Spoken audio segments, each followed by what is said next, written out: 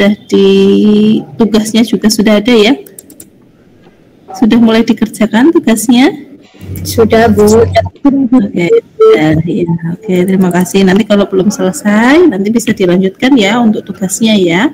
Tugasnya individu. Oke. Sebentar.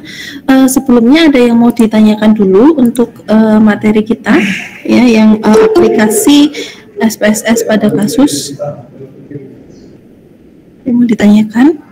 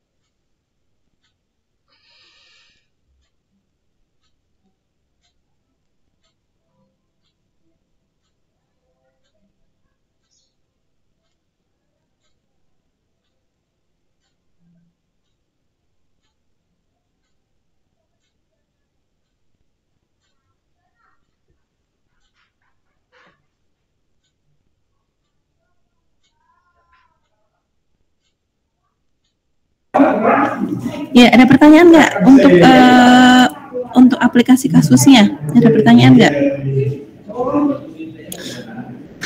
Oke, ya di sini di dalam materi yang saya share ya, hari ini saya share tentang aplikasi kasus pada penelitian yang cross seksional, kemudian case control atau retrospektif, dan yang cohort ya, ada 3 ya. Jadi kita sudah membaca dan caranya ya, cara untuk interpretasi hasil dari SPSS pada studi kasus tersebut ya. Dan kalian juga sudah mulai mempelajari juga ya langkah-langkah uji SPSS ya dari teman-teman ya yang sudah di-share juga, jadi bisa dipelajari dari situ. Nah ini yang pertama untuk studi cross seksional ya, studi cross seksional ini caranya ya, langkah-langkahnya sudah ada di PPT ya, sudah ada di PPT, mulai dari yang cara memasukkan ke SPSS ya, dan saya rasa semua yang ada di sini sudah melakukan ya bagaimana cara input data ke SPSS ya, itu sudah paham sendiri ya. Kemudian untuk cara analisisnya ya, kita pakai Chi-square ya. Ini ya, ada uji Chi-square. Jadi dari SPSS itu kita melihat ini ya, cross step-nya ya, cross step ya, kita lihat cross step-nya. Kalau di dalam uji cross seksional ya, dalam cross seksional kita lihat cross step-nya ya. Kita lihat nilai expected count-nya ya, bukan expected ya, itu expected ya, expected count-nya. Kalau ada expected count-nya yang kurang dari 5, maka yang kita lihat adalah nilai Fisher exact test ya. Oke, saya lupa bursar ya.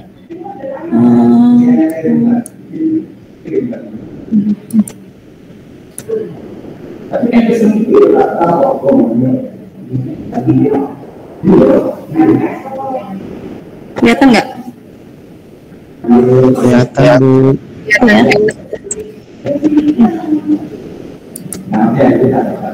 Ya. Sebentar. Oke, ini ya. Oke, jadi yang sini. Oke, sini ya. Oke. Ya, jadi yang kita lihat adalah nilai expected count-nya. Kalau ada nilai expected count-nya yang kurang dari 5, maka ya, langkah selanjutnya yang kita lihat di sini ya, di Chi-square test-nya adalah nilai Fisher exact test ya, yang kalau ada kurang dari 5 ya. Kalau di sini kan nilainya 48, 26, 1, 2, 3, 66 gitu ya. Nah, itu kan tidak ada yang kurang dari 5. Oleh karenanya kita melihatnya yang nilai persen chi-square, ya, persen chi-square-nya di sini. Nah, nilai kurang dari 0,05 ya di sini ya cara menyimpulkannya ya, signifikansi kurang dari 0,05 ya di sini kan 0,017 ya. 0,017 kan kurang dari 0,05. Nilai kurang dari 0,05 itu artinya HO-nya ditolak. Ya, jadi kan kemarin kita sudah belajar juga ada hipotesis statistik ya. Hipotesis statistik itu adalah yang dibuat ketika kita mau melakukan uji statistik. Jadi ada H0, ada H1. H0 itu apabila di antara dua kelompok itu adalah tidak ada perbedaan atau sama. Sementara kalau H1 ya, H1 itu ada perbedaan di antara dua kelompok gitu. Nah, di sini kalau nilai signifikansinya ini kurang dari 0,5 ya, itu HO-nya ditolak ya. HO ditolak itu artinya tadi HO-nya H0-nya ya, H0-nya tadi kan sama ya, antara dua perlakuan itu sama gitu ya. Kalau ditolak berarti kan lawannya sama atau tidak sama gitu ya. Jadi antara kelompok merokok dan yang tidak merokok ya, dia itu sudah berbeda ya dengan nilai signifikansi sekian ya. Jadi ada perbedaan antara dua kelompok tadi ya. Ya, dari sini ya ada kelompok ada perbedaan dari kedua kelompok. Jadi nilainya itu tidak signifikan ya, tidak sama ya, tidak identik begitu. Nah, artinya ada perbedaan yang signifikan antara pengaruh kebiasaan orang yang merokok dibandingkan orang yang tidak merokok terhadap kejadian hipertensi itu ya. Jadi orang yang merokok dan yang tidak merokok ya, efek menimbulkan resiko hipertensinya itu sudah berbeda itu ya. Jadi dilihat dari nilai signifikansi tadi ya. Nah, setelah itu kan kita udah tahu nih ada perbedaan. Nah, perbedaannya di mana begitu? Nah, kita melihatnya adalah nilai risk estimate.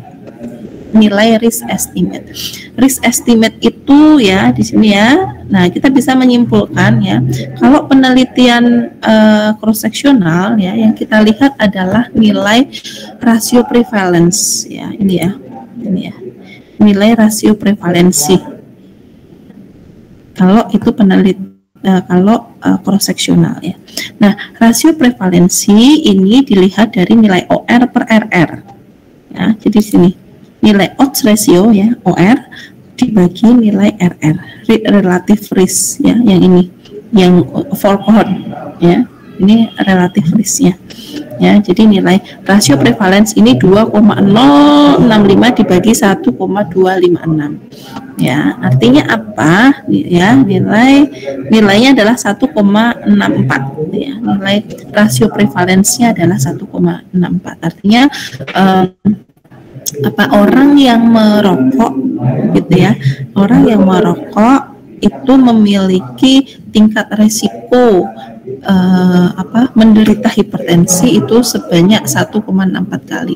Nah, jadi lebih besar, hampir 2 kali ya, 1,5 kali lebih besar ya dari orang yang tidak merokok ya ke merokok ya. Itu dampak ke angka kejadian hipertensi itu 1,64 kali gitu ya. Jadi itu. Nah, kemarin kan kita juga sudah ya, kalau nggak salah di pertemuan yang pertama ya, ada nilai risk estimate ini ya, nilai ini ya. Di dalam risk estimate ini ya, kalau nilainya itu sama dengan 1 itu artinya tidak berpengaruh ya. Kalau sama dengan 1 tidak berpengaruh ya. Kalau lebih besar dari 1 itu ada pengaruhnya, berapa kali lipat begitu ya. Kalau kurang dari 1 itu artinya malah sebagai faktor preventif, pencegah gitu. Nah, jadi kalau lebih dari 1 itu sebagai ada pengaruhnya gitu ya, berapa kali lipat kejadiannya ya, faktor resiko itu menimbulkan efek. Kalau sama dengan 1 itu tidak ada pengaruhnya ya. Kalau kalau kurang dari 1 itu malah sebagai faktor preventif, pencegah ya. Jadi kalau misalnya ini ketemunya 0,5 gitu misalnya ya, berarti merokok itu justru akan mencegah hipertensi gitu, bukan menyebabkan hipertensi itu ya. Oke, sampai sini ada pertanyaan?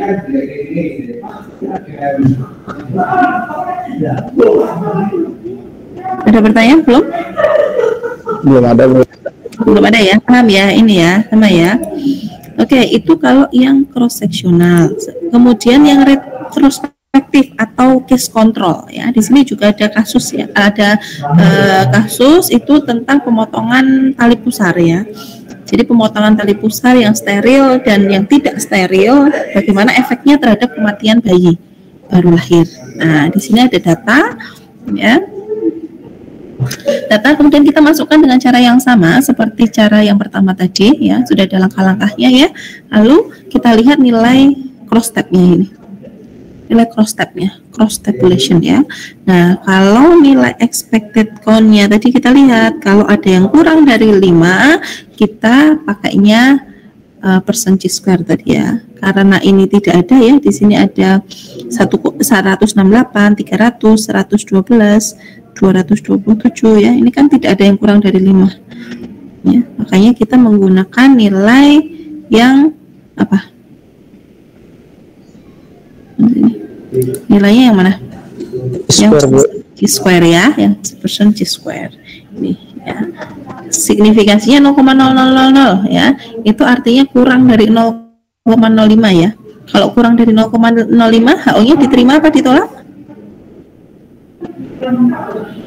Kalau kurang ditolak, Bu. Ditolak. Artinya ada sama atau berbeda? Berbeda ya. Jadi antara kelompok yang tadi mana sih?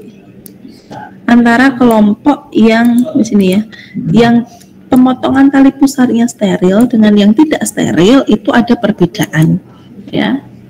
Tidak sama gitu ya dampaknya, ada pengaruh antara ada perbedaan antara pemotongan tali pusar dengan yang steril dan yang tidak steril, sehingga kita bisa simpulkan bahwa ada pengaruh antara cara pemotongan tali pusar terhadap kematian bayi baru lahir gitu ya. Ya, ini ya tadi dilihat nilai expected count-nya. Sorry, ini expected ya, bukan expected. Expected count-nya ya. Terus nih masuk. Sebentar, salah ya. Ini ya. Jadi ini HO-nya ditolak. HO-nya ditolak adanya, artinya ada perbedaan yang signifikan antara pemotongan tali pusar yang tidak steril dengan yang steril. Oke. Nah, setelah itu kita melihat nilai risk estimate.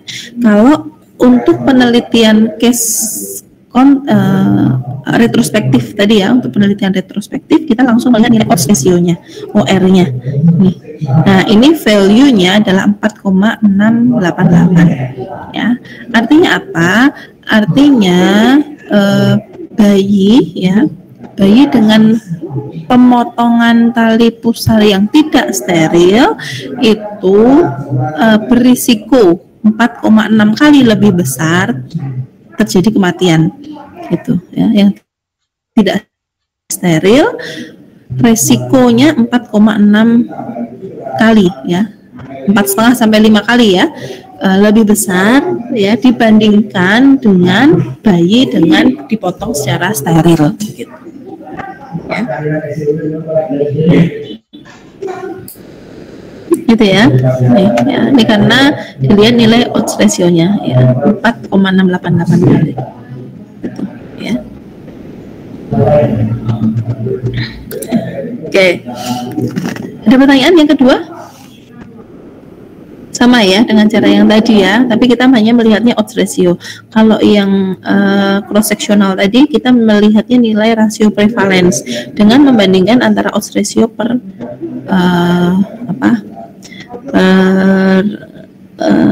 apa namanya,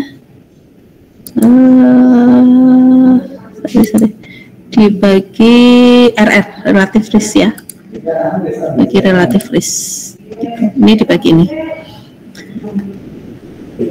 Ada pertanyaan? Belum? Ada belum? Belum ada, Bu. Oke, belum ya. Yang ketiga, sekarang prospektif atau cohort ya. Penelitian prospektif atau cohort. Nah, Kak, di sini ya, di sini kita mau melihat aspirin ya. Aspirin itu bagaimana efeknya terhadap pembentukan trombus. Ya. Aspirin sendiri itu sebenarnya indikasinya untuk apa ya? Aspirin itu obat apa sih? Analgetik antipiratik. Kalau yang dosis rendah? Antiplatelet. Antiplatelet ya. Jadi menghambat pembentukan trombus ya. Jadi aspirin ini yang 180-100 mg itu sebagai antiplatelet atau penghambat pembentukan trombus. Nah, penelitian ini melihat ya, ingin melihat apakah aspirin ini bagaimana efeknya terhadap pembentukan trombus. Itu ya, apakah membuat akan membentuk trombus, orang pakai aspirin itu akan membentuk trombus atau malah mencegah pembentukan trombus gitu. Nah, penelitian cohort ini artinya adalah penelitian yang kita mengikuti pasien ke depan. Jadi pasien yang menggunakan aspirin itu nanti dilihat ya, efek jangka panjangnya itu nanti dilihat apakah terjadi pembentukan trombus atau tidak gitu ya. Jadi ini sampelnya cuma 18 orang ya. Jadi memang kalau penelitian cohort ini sampelnya ya nggak apa-apa sedikit gitu ya. Jadi mungkin karena ya bisa saja ya, kan kita nggak tahu nih, kita misalnya sudah mau melakukan pada 100 orang misalnya ya, tetapi di tengah jalan entah kenapa ada yang sampelnya drop out ya, nggak melanjutkan, atau ada yang tidak masuk inklusi lagi begitu ya. Nah itu jadi kita cuma mendapatkan 18 gitu ya. Jadi 18 ini kemudian nanti ada yang pakai aspirin, yang tidak pakai aspirin ya. Yang pakai aspirin itu 10, yang tidak pakai aspirin 8. Nanti dilihat pembentukan trombusnya ya. Yang terbentuk trombus yang pakai aspirin tadi 1 ya, yang tidak pakai yang pakai aspirin dan tidak terbentuk trombus itu 9. Kemudian yang tidak pakai aspirin terbentuk trombus 6, dan tidak pakai aspirin tidak terbentuk trombus itu 2 ya. Jadi totalnya ini. Dan kita masukkan ke dalam SPSS tadi ya dengan cara yang di awal ya. Kemudian lihat cross step-nya. Kita lihat cross step-nya, lihat expected count-nya ya. Ini ada yang di bawah 0,05 nggak? Ada yang di bawah 5 nggak nilainya? Ada, Bu. Ada ya, ini ya 39, 3,1, 4,9 ya. Ini di bawah 0,05. Jadi yang kita lihat adalah nilai apa? Sisarnya, Bu.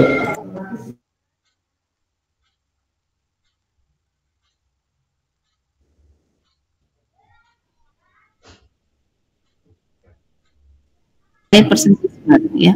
Kalau yang tadi ya, karena tidak ada yang di bawah 5, makanya kita lihat persen C-square ya. Tetapi ini ada yang di bawah 5, jadi kita lihat nilai ini sama ya. Kalau ada yang kita bandingkan ya dengan 0,05. Kalau di bawah 0,05 maka HO-nya ditolak. Ini ditolak apa diterima nih? 0,013. Ditolak, Bu. HO ditolak. Jadi ada perbedaan ya. Jadi orang yang pakai aspirin dengan yang tidak ya. Artinya ada pengaruh pemberian aspirin terhadap pembentukan trombus gitu. Nah, pengaruhnya gimana? Nah, kita lihat di nilai risk estimate ya. Jadi di nilai risk estimate ini ya, nilai relative risk-nya ya. Nilai ini ya, yang kedua ya, baris kedua for cohort thrombus ya. Jadi nilainya namanya relative risk ya. Ini nilainya adalah 0,133. Artinya apa? Kalau sama dengan 1 tadi tidak ada pengaruh ya. Kalau lebih besar dari 1 artinya berisiko ya pembentukan trombus. Kalau kurang dari 1 artinya justru sebagai faktor preventif itu ya. Artinya ya, kalau di sini kita bisa simpulkan ya 0,133 ya, bahwa si asmi sebagai pencegahan ya, preventif dari pembentukan trombus tersebut. Ya, jadi pencegah terbentuknya trombus. Ya, sini 0,133. Nah, jadi menggunakan ya, berdasarkan nilai RR didapatkan 0,133, lebih rendah dengan pasien yang tidak menggunakan aspirin. Dengan kata lain, pasien yang tidak menggunakan aspirin akan terjadi pembentukan trombus dengan risiko 1/0,133. Ya, jadi yang tidak pakai aspirin ya, risikonya adalah 1 per nilai RR tadi ya, sekitar 7 kali lebih tinggi. Jadi kalau pasien itu tidak menggunakan aspirin, risiko terbentuknya trombus adalah sebesar 7 kali lipat. Itu. Ya. Jadi ada hubungan bermakna ya, ada hubungan yang bermakna antara penggunaan aspirin dengan pembentukan trombus. Gitu. Jadi yang pakai aspirin ya itu sebagai faktor preventif dengan nilai RR 0,133 ya. Dan orang yang tidak pakai aspirin ya, dia akan berisiko 1 per RR tadi ya, sekitar 7 kali lebih tinggi mengalami pembentukan trombus ya. Oke, sampai di sini ada pertanyaan belum?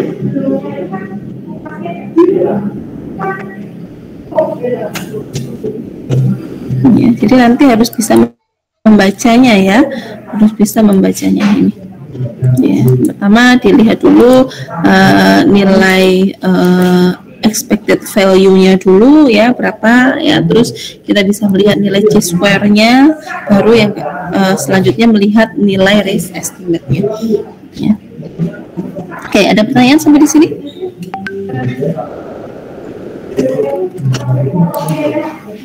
Belum ada, Bu. Belum ada ya, udah jelas ya. Oke, sebentar.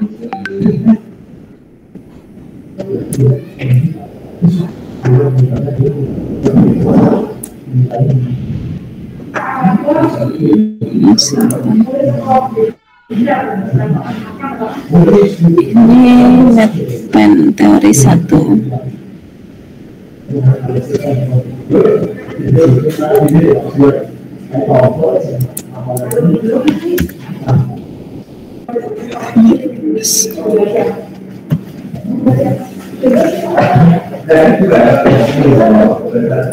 Oke, kalau tidak ada pertanyaan ya, sebentar ini saya tutup dulu, stop presenting dulu.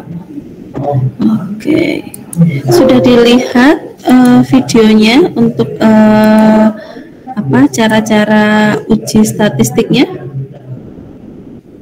Sudah, tapi belum selesai, Bu. Belum selesai ya, oke. Jadi tugas saya adalah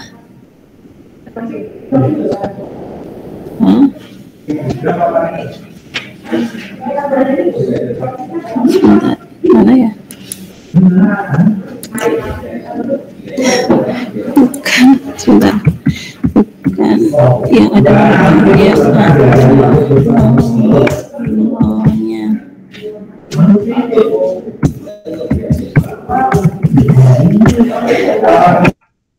Jadi tugasnya adalah kalian membuat rangkuman ya. Jadi cara-caranya, misalnya cara memasukkan itu bagaimana ya, kalau mau uji validitas reliabilitas itu cara memasukkannya klik apa ya, secara ringkas ya, seperti yang di awal tadi yang di PPT saya tadi ya, langkah-langkahnya di panah-panah gitu enggak apa-apa gitu ya. Ada 13 ya, ada 13 uji statistik ya, ada 13 uji statistik ya. Jadi kalau misalnya yang satu itu ada 2 ya, kan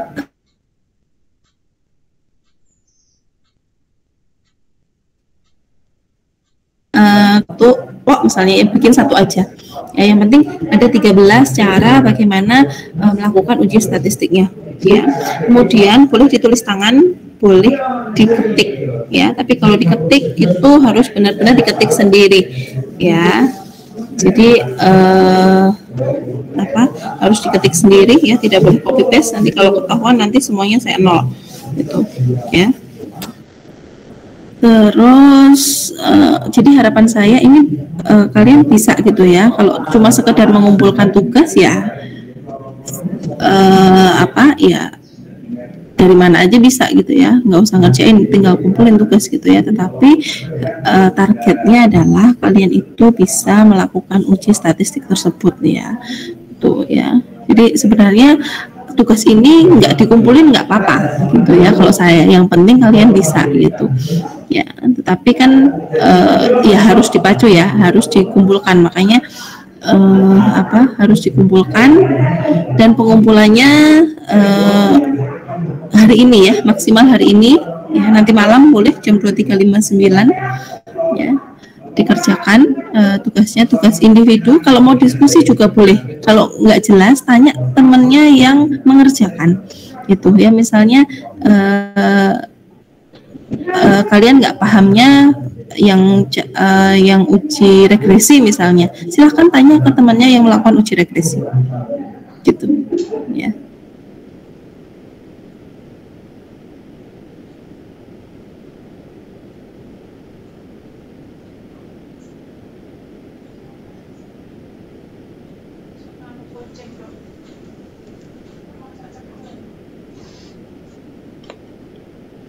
Loh, Bu, mati lampu dah.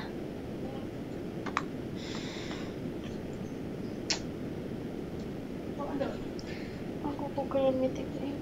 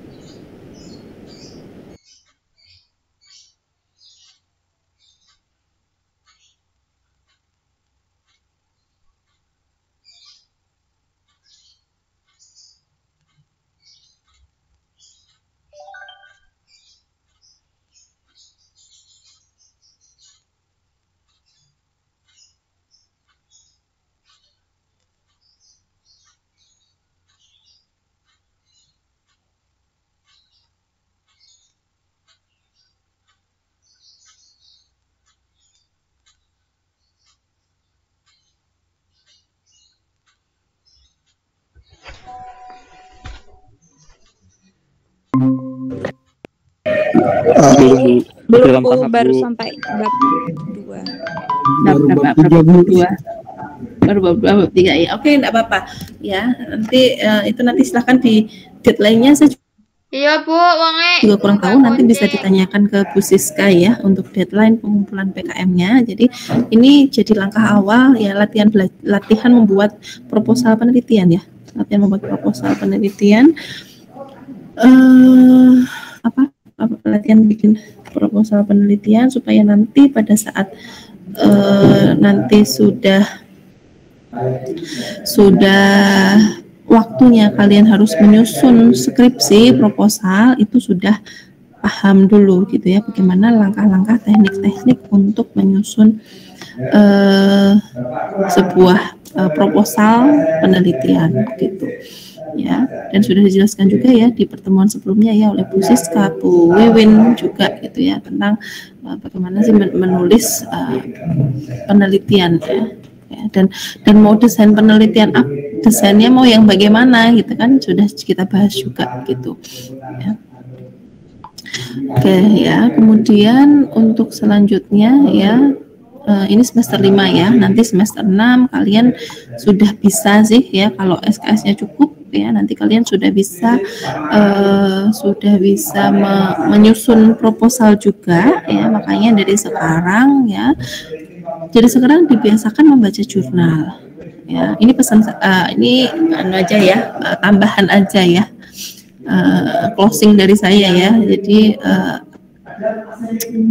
perbanyak dulu baca jurnal sehingga nanti pada saat sudah waktunya ya kita menentukan pilihan mau temanya apa, mau topiknya apa ya, karena farmasi ini kan juga luas banget ya, ada kimia farmasi, ada biologi farmasi, ada teknologi, ada farmasi yang di komunitas, di klinik sosial begitu ya. Nah itu kalian tertariknya di mana ya, itu dimantapkan dulu dengan cara baca jurnal ya, tertariknya di mana. Oh kalau jurnal, kalau yang penelitian teknologi itu seperti ini, kalau penelitian yang kimia itu begini, biologi begini, kalau mau ke pasien, ke mana, ke masyarakat itu begini gitu ya, dicari-cari, ditimbang-timbang dulu, terus cari jurnalnya gitu ya.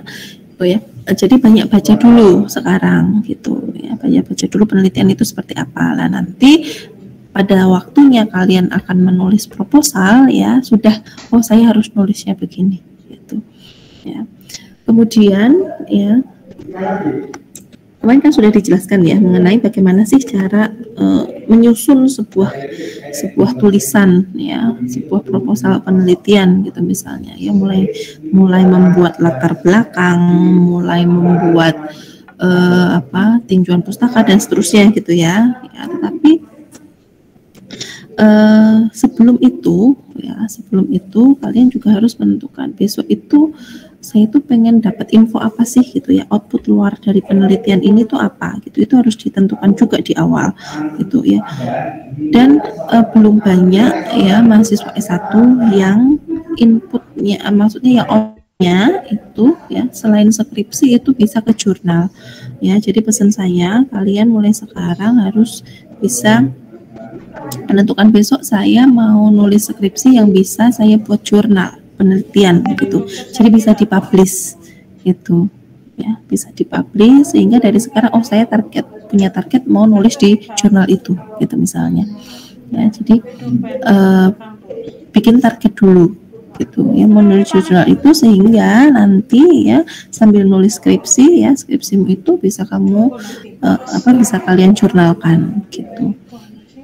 Jadi pengennya itu mau bagaimana gitu ya. Jadi itu sedikit saran ya dari saya ya, dan mungkin nanti di pertemuan terakhir juga akan dijelaskan ya bagaimana cara memilih jurnal, bagaimana cara mensubmit jurnal gitu ya. Karena sayang sekali ya kalian sudah penelitian tapi cuma berhenti sampai jadi laporan saja, laporan skripsi itu tidak dipublish gitu. Jadi saran saya ya, nanti kalian harus juga mempublish jurnal tersebut gitu. Dan di awal mungkin bisa disampaikan, kalian kan besok harus cari dosen pembimbing ya, mau temanya apa begitu.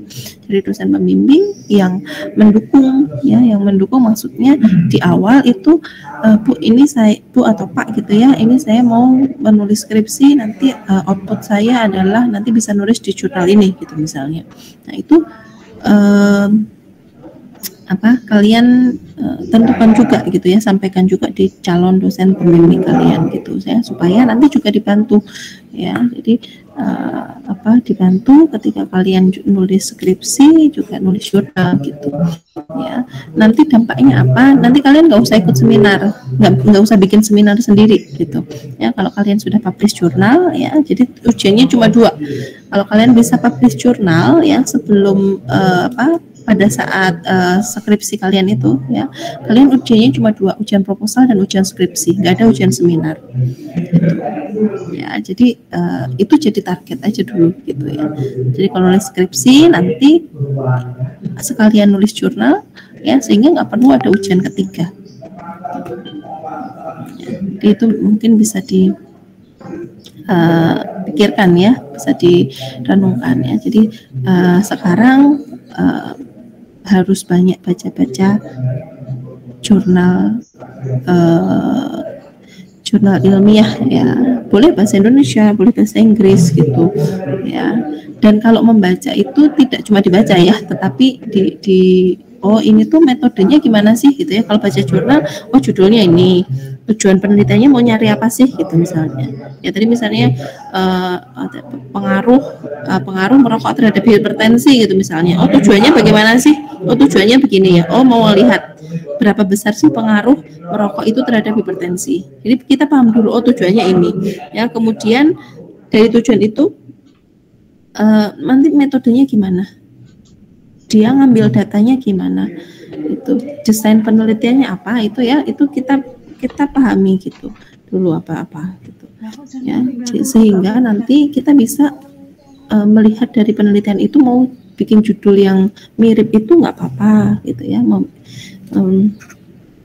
mirip itu nggak apa-apa, mau mirip apa yang penting beda ya. Jadi artinya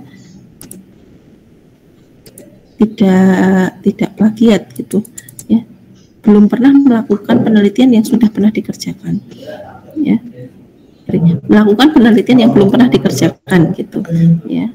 Jadi ada kebaruan dari penelitian tersebut gitu ya. Tetapi kalau mau metodenya mau ininya sama gitu ya, metodenya sama gitu ya, nggak masalah gitu ya.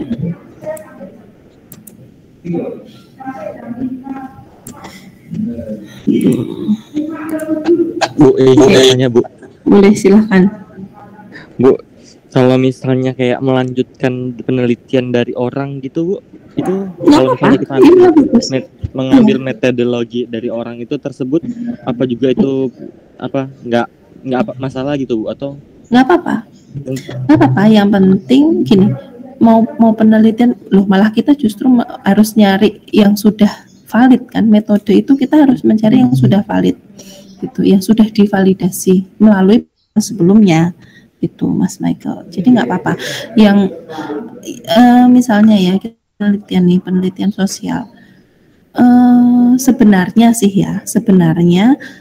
tahunnya sudah berbeda. Misalnya penelitian itu dilakukan tahun lalu ya, sekarang kita mau melakukan di sampel yang sama tahun sekarang gitu, itu juga sudah berbeda gitu ya. Tetapi kan nggak ini juga ya, ini harus ada variabel yang kita tambahin gitu misalnya gitu ya.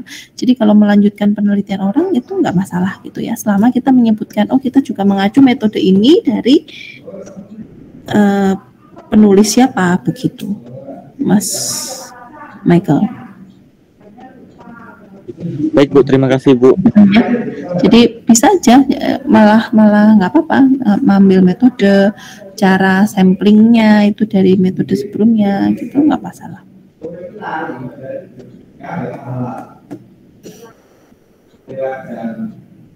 Ya, tadi kalau mau penelitian ya, nomor satunya kan tadi harus yang pertama collect information and journal ya. Jadi mencari sumber informasi yang banyak begitu ya, yang banyak dari berbagai jurnal, dari buku, dari database macam-macam gitu ya. Nah, kemudian nanti merumuskan cara eksperimennya bagaimana gitu ya. Terus nanti mau menulisnya bagaimana ya, itu harus dipikirkan semuanya. Ya. Itu harus dipikirkan dulu di awal ya. Oke, ada lagi pertanyaan Mas Michael atau yang lain? Kalau mau boleh, kalau mbaknya masih ada waktu ya. Kalau mau tanya penelitian apa gitu boleh, silahkan.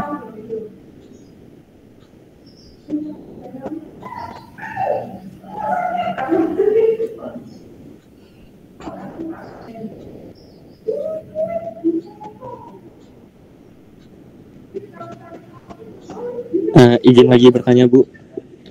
Ya Mas Michael, silakan.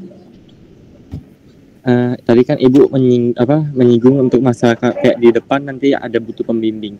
Nah kalau Ibu ini ada apa? Mungkin kan Ibu ada tadi apa? Bilang kayak kedepannya kan bakal membutuhkan pembimbing kan Bu. Kayak dari misalnya kita ngambil formulasi pembimbingnya ini atau yang ini seperti itu kan Bu. Nah kalau Ibu berspesialis kemana Bu? Ke formulasi atau bagaimana Bu? Siapa tahu mungkin bisa jadi referensi kami kalau misalnya ke depan kami mau ngambil sesuatu bisa mungkin gitu. Ke Ibu. Ya oke. Jadi nanti sebenarnya akan ada sosialisasi ya, panitia skripsi nanti akan ada sosialisasi, dan kebetulan saya juga salah satu panitia skripsi untuk tahun ini ya, tahun depan nggak tahu. Jadi di USP ada 4 bidang ya, ada bidang teknologi formulasi ya, 1 teknologi formulasi, 2 kimia farmasi, 3 biologi farmasi, dan yang keempat farmasi klinik dan komunitas dan farmakologi.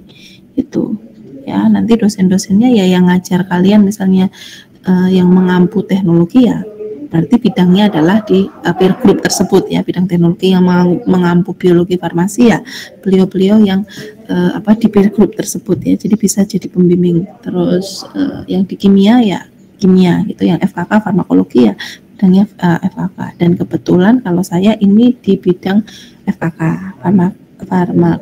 farmasi klinik dan komunitas gitu ya, yang penelitian sosial. Makanya yang saya sampaikan adalah untuk penelitian yang sosial ya, karena ya kalau teknologi saya nggak paham, kalau biologi juga nggak begitu paham juga begitu ya. Jadi nanti ketika memilih pembimbing ya kalian topiknya mau di mana dulu gitu ya, jadi bisa disesuaikan gitu ya.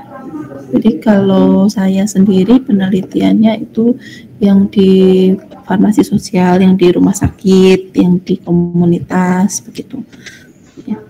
Itu Mas Michael. Baik Bu, terima kasih Bu, yakin bisa. Ya.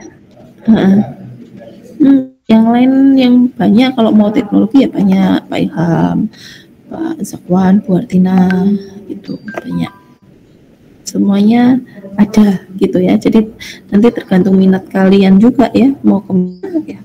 Udah banyak pembimbing dan pasti akan diarahkan gitu ya sama pembimbing-pembimbingnya. Gitu. Ada lagi pertanyaan? Silakan.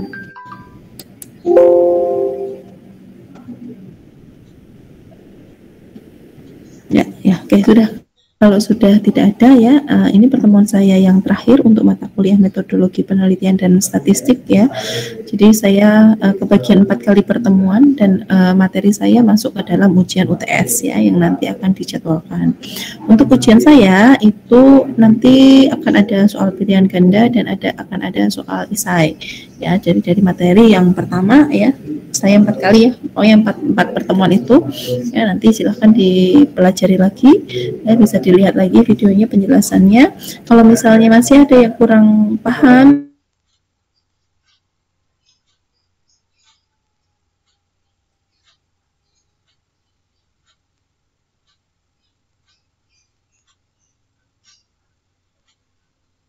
hilang.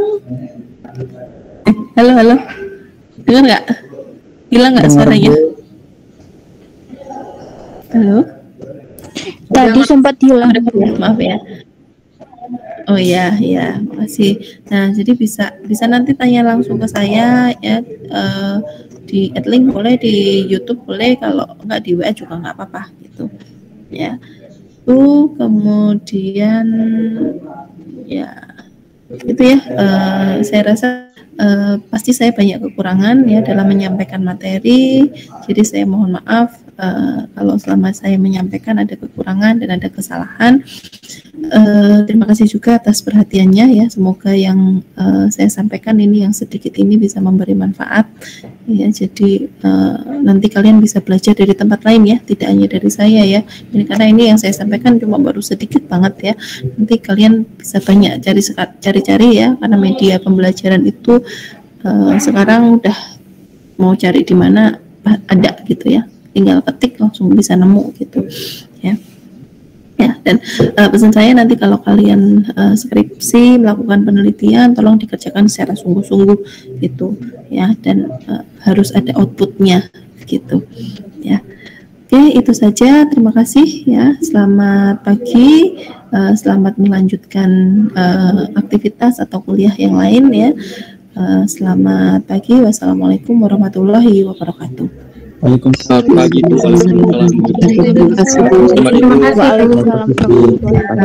Terima kasih Bu. Ya, sama-sama.